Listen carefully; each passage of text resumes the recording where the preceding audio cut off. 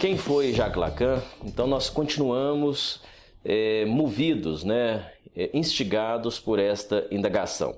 No programa anterior eu frisei a dupla entrada da psicanálise na França, seja pela via médica ou pela via do surrealismo, vinculado ao surrealismo, e fiz questão de frisar como que Lacan ele tem em sua obra uma espécie de DNA surrealista.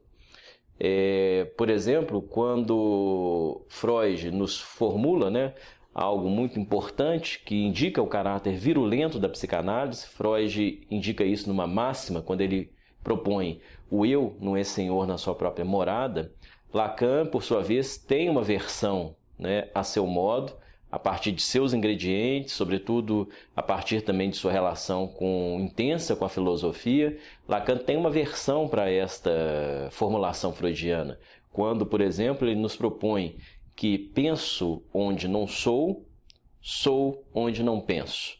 É uma formulação homóloga quanto a seus efeitos e quanto ao que ela comporta acerca desse entendimento do caráter virulento da psicanálise, é uma formulação, portanto, homóloga à formulação inicialmente proposta por Freud. Então temos aqui a psicanálise sob uma apreensão e sob um olhar que é um olhar surrealista, E é importante notar também que o surrealismo ele compreende a psicanálise sob uma perspectiva muito mais cosmopolita do que necessariamente a via médica no momento de instalação da psicanálise na França. Cosmopolita no sentido de que nas mãos, na compreensão dos surrealistas, a psicanálise ela é atópica. O lugar da psicanálise é o espaço também da coisa social. Não é mesmo? Quando aqui eu frisei a relação de Lacan com a psicanálise por meio, sobretudo, da perspectiva surrealista, mesmo que Lacan tenha uma formação inicialmente médica, o que eu quero dizer com isso é que o que Lacan faz com a obra freudiana é muito semelhante àquilo que os surrealistas fazem com a coisa artística. Enquanto os surrealistas promovem uma certa subversão na coisa artística, Lacan, em paralelo, estaria promovendo uma subversão na coisa freudiana. Então, nesse sentido, vale também notar que, da mesma maneira que os surrealistas eles se recusavam a compreender a psicanálise como uma prática muito voltada ou somente voltada ao atendimento, ao tratamento de sintomas, em última instância, a adaptação, a modificação de comportamentos, os surrealistas entendiam que a psicanálise não era bem isto, poderia até passar por isto, mas não deveria nunca se estacionar nisto. Lacan também tinha a mesma perspectiva o tempo todo ao longo de sua obra.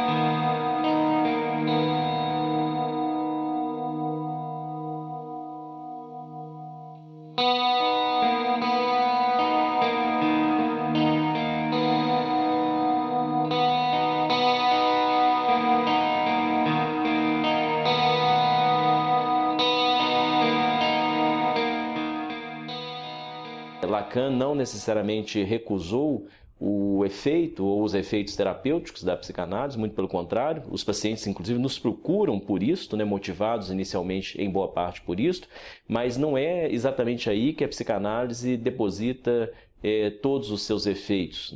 A psicanálise nesse sentido ela não se resume a uma prática somente interessada em tratar, em adaptar sintomas.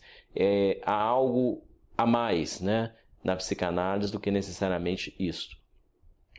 Todo esse cenário e esta perspectiva que vai acompanhar Lacan ao longo de todo o seu ensino da psicanálise, como eu disse no outro vídeo, o DNA surreal que nós encontramos em Lacan, isso é muito nítido, por exemplo, quando Lacan lida não só com Freud, mas lida com vários outros autores de outras áreas do conhecimento. Lacan sempre realiza uma espécie de bricolagem, então ele faz colagens com conceitos, ele pega conceitos, importa conceitos, ele torce conceitos. Lacan lida muito com conceitos como se eles fossem elementos plásticos, moldáveis, que mereciam ser colados, montados, desmontados. Lacan faz isso muito com vários conceitos, não só oriundos de Freud, mas vindos da linguística, da filosofia, da matemática, da antropologia, etc.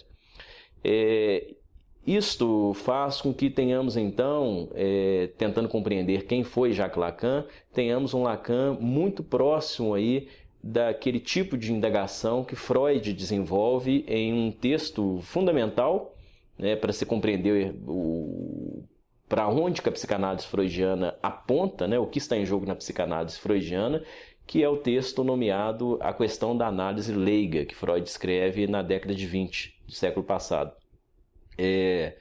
Ali Freud, motivado por uma questão bem específica, mas de amplas proporções, ele vai nos mostrar que a psicanálise não está submetida a ideais alheios, por exemplo, os ideais da ciência, os ideais da medicina, ou os ideais, por exemplo, da sociabilidade, né? Ele vai nos mostrar que a psicanálise, sim, ela está em constante interface com um amplo território de conhecimentos, de práticas, né? A psicanálise ela não é fechada nela própria, não há como se conceber uma psicanálise em si mesmada, pelo menos essa não é a perspectiva de Freud, muito menos a de Lacan.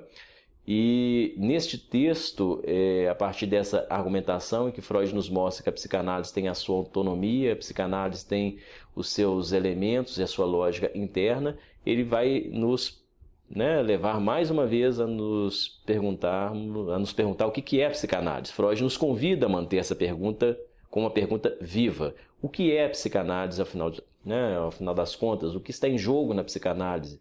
Quais são suas condições? Quais são suas propriedades? O que não é psicanálise também é um modo de se aproximar, né, do exame proposto por essa pergunta inicial, o que é a psicanálise. E estas indagações que estão nesse texto de Freud, a questão da análise leiga, são indagações o tempo todo sustentadas por Lacan, e me parece que são sustentadas exatamente porque ele traz com ele esta inquietude original já tornada viva, né? Já muito presente em meio aos surrealistas. Então, como eu disse antes, o movimento surrealista, ele localiza a psicanálise de um modo muito capilar, ou seja, capilar em relação, né, em contato constante, em vinculação com o que eles estavam fazendo com a coisa artística. Eles estão longe de conceberem uma psicanálise muito tecnicista, muito institucionalizada. Lacan se preocupa, sim, pela institucionalização da psicanálise, se preocupa claramente quanto à formação do analista, quanto à garantia, né, desta formação, o que pode, né, e o que não pode um analista, do que é capaz ou não é capaz o analista e a psicanálise, mas esta capilaridade que aqui eu estou citando da psicanálise, vinda dos surrealistas, ela é extremamente presente, ela se encontra presente ao longo da obra de Jacques Lacan. Então temos aqui, né, mais alguns elementos que vão, né, espero, nos ajudar a responder a essa indagação crucial. Essa pergunta a pergunta, a meu ver, inquietante, porque ela não recebe uma única resposta, ela não merece ser reduzida, né, a uma resposta simplista. Indagação esta que é a seguinte, né? Quem foi Jacques Lacan? Continuaremos ainda a examinar essa indagação em mais um programa com mais alguns ingredientes. Até lá!